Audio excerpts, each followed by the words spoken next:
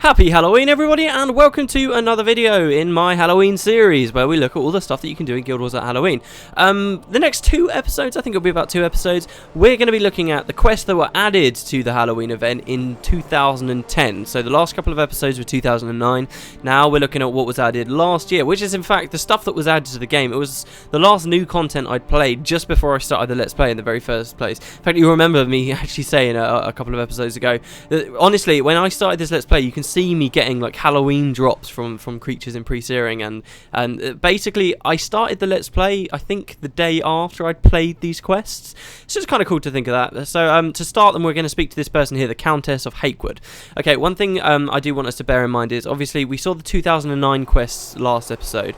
These 2010 quests, these were added after the first chapter of Guild Wars Beyond, the War in Kryta. So there's going to be a tiny little bit of dialogue here that assumes that all the stuff that happens in War in Kryta has already happened, when in fact we haven't quite seen that yet in the Let's Play. But just do bear that in mind. There's no spoilers or anything like that. It's just a minor little discrepancy. So we'll speak to the Countess of Hakewood, one of the Lunatic Court, one of these people who's trying to get Mad King Thorn to be able to visit the mortal realm and be in charge here all year round rather than just during the autumn. So let's speak to the Countess and see what she's got to say.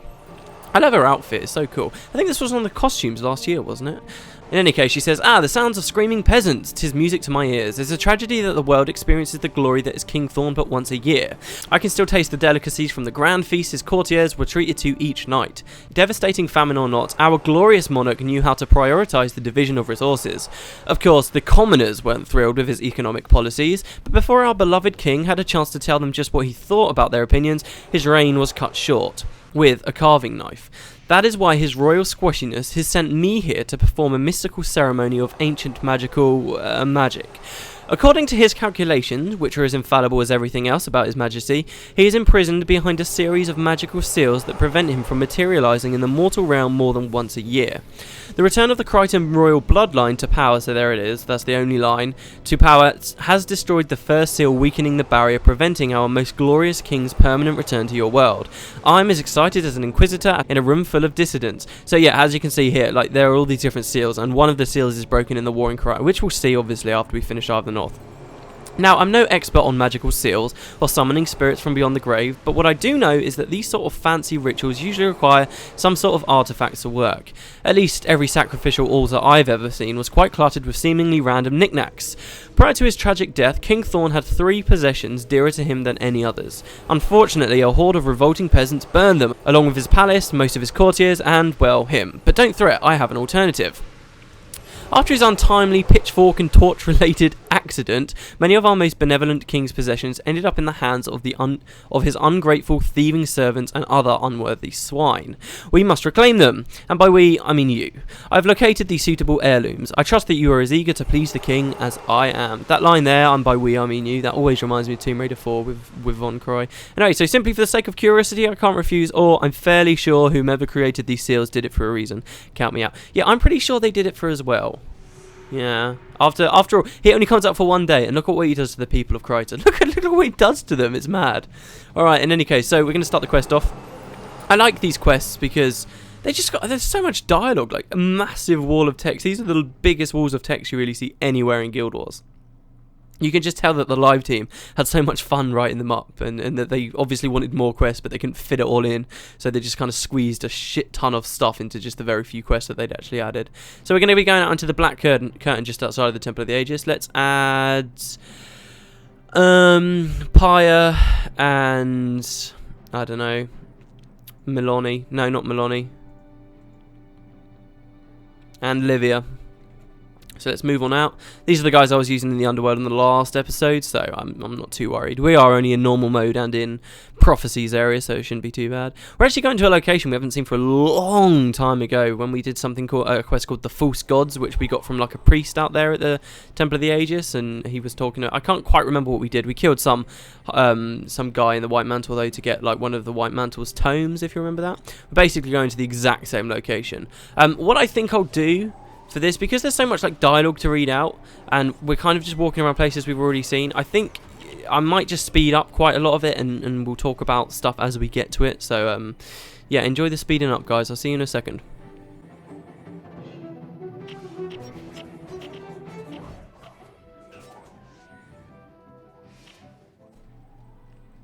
I do love these swampy areas. They're actually quite cluttered and quite detailed. It's pretty awesome. Alright, so here we can see this guy, Bryce the Stable Hand, and he's got a lot to say to us. Okay, so he says, stand back, mortal. In life, I was the greatest warrior the world has ever seen. My god, there are so many plants around here. Armies fled at the mere sight of my presence. Don't mind me, I'll just be fighting while we go through this bit of dialogue. Villagers would torch their own homes in hopes I would show them mercy for saving me the trouble. But I show no man no mercy. I do... In 2010, like I said in last episode, they try and make the quest quite funny. They just really crank it up a notch here. Kings handed over their crowns. The gods... I heard you were a stable boy. We interrupt. Stable boy? No, that was my brother. Ha! Stable boy? I was a terrible and fearsome force of sheer power. Fine, I'll take your word for it. I'm not looking for any trouble. I simply need to get something King Thorn left in his saddlebag. What? I checked in there centuries ago, and there's nothing in there but some nasty, half-eaten, petrified apple, see? So, wait, you found a petrified, chewed-on apple in a saddlebag, and you kept it for some reason? Well, yeah, of course. You never know when something like that might come in handy. When would that ever come in handy? Don't judge me! Now, what are you looking for? I'm looking for the apple. Give me the apple. Yeah, the apple. Please. And you wondered when I would find a use for such thing? Do you honestly think I will turn over this sought-after treasure without a fight? Why did you keep it in the first place? You can see a load of grasping ghouls appear around here who fight for him. He says, best me and the apple is yours. I never understand how Guild Wars chooses to sort of distribute the dialogue boxes. I noticed this a lot in factions because they never used it in prophecies. But like that was all dialogue box 1, and then they added one at the end to dialogue box 2. Shouldn't have been my dialogues in dialogue 2 and their dialogues in dialogue 1. It never seems to do that though. It's a bit stupid. Anyway, there we go. We killed this guy, and well, let's just assume we picked up the apple. Before zoning back though, we're going to go find another one of these traitors to Mad King Thorn, which is all the way down here in Keswick. Oh, we've never been to Keswick's Peak. Oh, of course, because we never did the Villainy of Galrath. Huh. Alright, well this... Wait, is that like the last explorable area I've ever got to show you guys? I think it must be.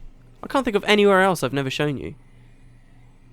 Oh, awesome. Okay, well there's another explorable area out here in Kryta, with a really nice view of the Wizard's Tower, if you remember me showing you that when we were at the Stingray Strand. It's pretty awesome over there. The main reason you would ever want to go there, obviously in Prophecies, leveling up was kind of spread out a bit longer and you got a lot less experience, and it took a long time to actually reach level 20, while in the other campaigns that didn't matter. And I've talked a lot about sort of the things that were just wrong with Guild Wars, that sort of had it so that people didn't care about secondary quests. Nobody cares about these secondary quests unless they're actually into the story, right? And that's because nobody needs the experience that they offer, and they usually offer very little else other than experience.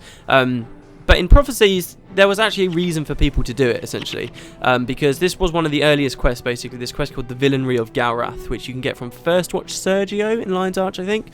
Essentially, it's just about this White Mantle guy, or this old member of the Lion Guard who's betrayed them or done something stupid and ran away, and they just want you to go and kill him, and they put a bounty on his head. And it was one of those quests that at the launch of the game, everybody loved that quest, man. Everybody loved it. You used to get a lot of gold for it, for the time anyway. You used to get a lot of experience for the time. You used to have massive people going out on massive treks from Lion's Arch, going off on huge like pilgrimages all the way across Kryta, all the way through the Black Curtain, down to Keswick's Peak where Galrath was. And this was the idea. It was one of those, it was like the first ever elite quest, if you ask me.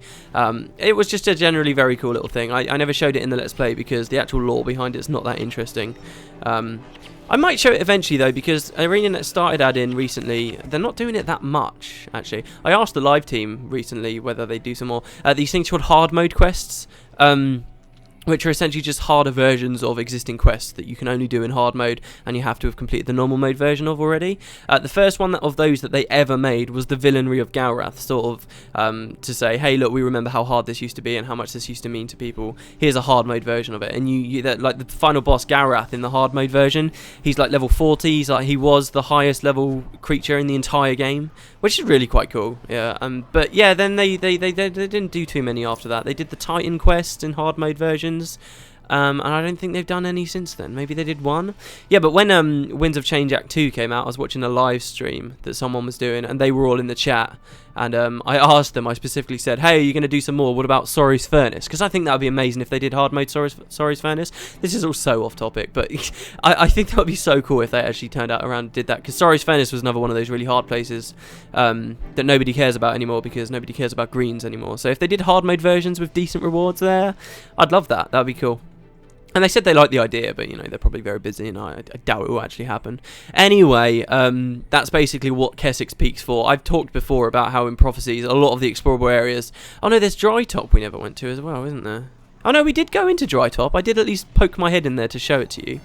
So yeah, there's a lot of explorable areas with like no quest. Like Dry Top to me is my favourite one of them, really. It's the most outback explorable area in all of Prophecies. It's kind of cool there. It's just a really awesome area. Keswick's Peak basically falls into the same category. I think actually the Townmark Wilderness didn't have any quests until the Warring Crichton came out.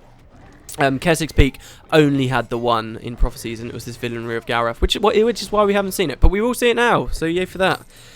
Can't believe I just spent so long talking about that. Oh my god. And there goes speeding up. The reason why I want to speed it up a lot is because, like, by the time you guys see this video will probably go up on, like, Tuesday, and Halloween will be over by that point. So it'll be ages before you even see the grand finale or Halloween, because that'll probably be going up on Thursday next week. I don't know whether it actually will, but... So I figure if I can keep the videos down, that means less waiting around for you guys. Quicker I can get back to Eye of the North, because I would still like that to end reasonably close to when I started the LP. In fact, today is Sunday, with the 30th of October, so that's actually the date that the first ever video went live. So happy 1 year, guys. We'll do a better happy 1 years at the end of... Oh my god, I never realised that until just now. Wow. Yeah, happy 1 year anniversary, everybody. I've been doing this for a year now. Sweet.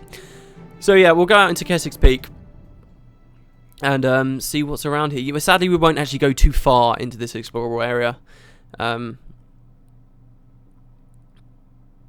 But, well, if we're any good at it, we won't have to go too far, because basically this guy's going to try and run away from us. If you're quick, you can get behind him and basically just completely body block him in and hopefully get the kill nice and quickly.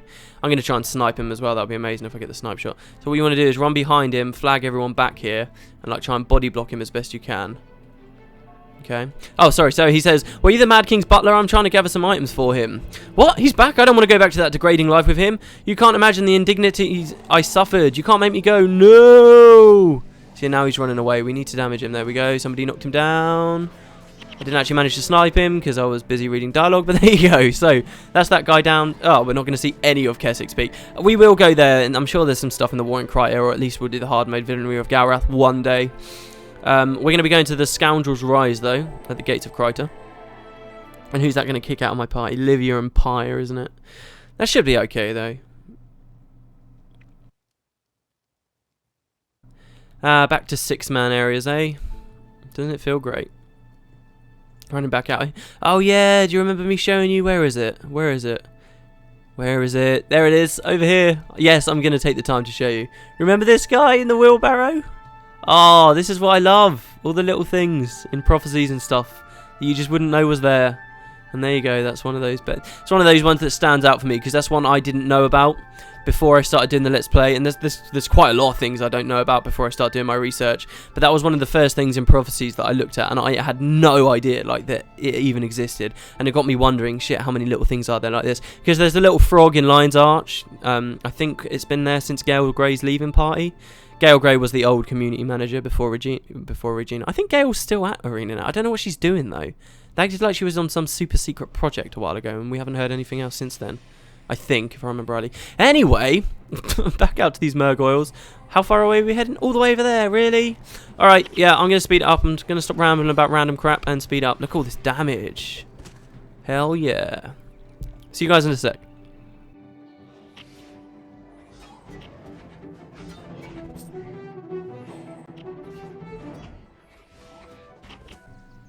Oh, we got a trick or treat bag drop. Awesome. Everything, by the way, I should point this out, it's probably a little bit late. Everything you see me picking up or getting as quest rewards and stuff in this will probably be just given to you if you win that competition.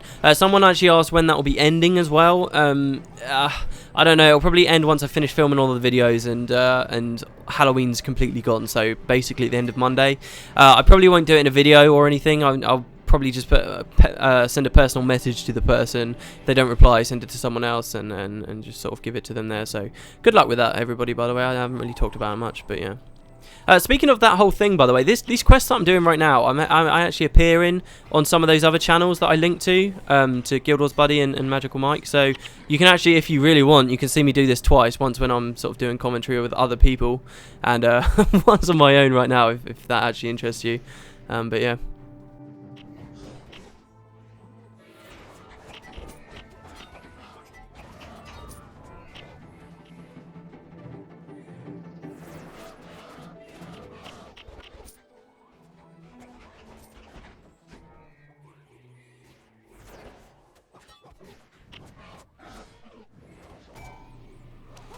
Alright, here we go. So we're going to come into this little bit of a swampy area. I love this explorable area as well with all the boats that are broken and shit. It's so cool. It's such a shame that it's not here in Guild Wars 2 because we definitively know what this area looks like in Guild Wars 2, like outside of Lion's Arch and where the settlement is and everything. And there's just no more boats here anymore. It's a shame. I would have liked an actual story to have come up about why the hell they're all there. Anyway, so down here we've got the original spawns along with a whole bunch of undead here. So Guardsman Brofist the Deserter says, "Halt, fleshy one." We say, "I'm not looking for any trouble here. All I want is King Thorn's copy of Moa Soup for the Demented Soul. King Thorn, by the gods, he will tear out my heart." It doesn't look like you still have a heart. Oh, so witty, Peter. That won't stop him, you don't understand. I was instructed to protect the king, but it's hard to stand your ground when you have an angry mob running at you. Oh dear, so this is how you deserted him. This is how you betrayed him. I'm going to snipe you for that. I won't let you take me to him, and I won't let you take my book. That thing has got me through some tough times. Losing a job, fleeing for my life, dying an agonizing death. These writers know my pain.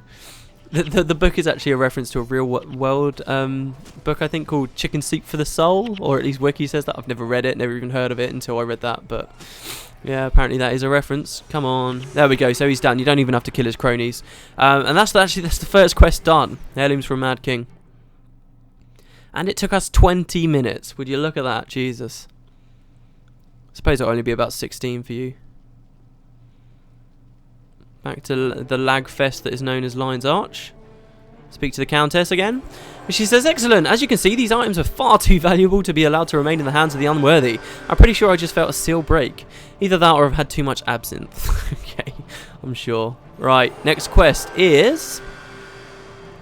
Ah, it's you again. The precious artifacts you gathered surely brought us one step closer to allowing our most wise and noble king to remain in the mortal realm year-round. You've proven to be a most useful servant. It's time to complete the next step of the ritual. His Highness's soul can't rightly return to the mortal realm without having a body to unite with. Deep in the swamps of Kryta, near the border of the Maguma jungle, lies a great mausoleum that houses much of the nobility from generations past. Truly a who's who of wealthy dead people. I need you to claim our gracious king's mortal vessel so we may prepare it for his return. Search the mausoleum for the elegant sarcophagus and you'll have our corpse. Oh, and one more thing. Watch out for dragons. The thought of the Mad King's soul floating around on the loose frightens me too much to say no. Okay, I have to draw the line at corpse stealing. Yeah, we've done worse than that. Don't worry, Peter. Alright, so for this bit of the quest, you can actually go to either the Druid's Overlook or the Temple of the Aegis. I recommend Temple of the Aegis just because it lets you have... Did we even unlock? Yeah, the Druid's Overlook here, we did. For a moment there, I had a bit of a brain fart. I was like, how didn't we have that outpost? Yeah, I recommend here because you can get your 8-man party, which you will need here. The undead here that we're going to be fighting are... I think they will use the same builds as the ones that were in the Shards of Ore, and we all know how dangerous they were. For our very brief little time in there, at the very least. So you want to watch out for that. And also, her note, watch out for dragons. Yeah, that's a little bit important as well. So we're going to be... I think I'll probably cut this walk out. Okay? No, ignore these people. Definitely cutting it out. Definitely cutting it out. Blah, blah, blah, blah, blah, blah, blah.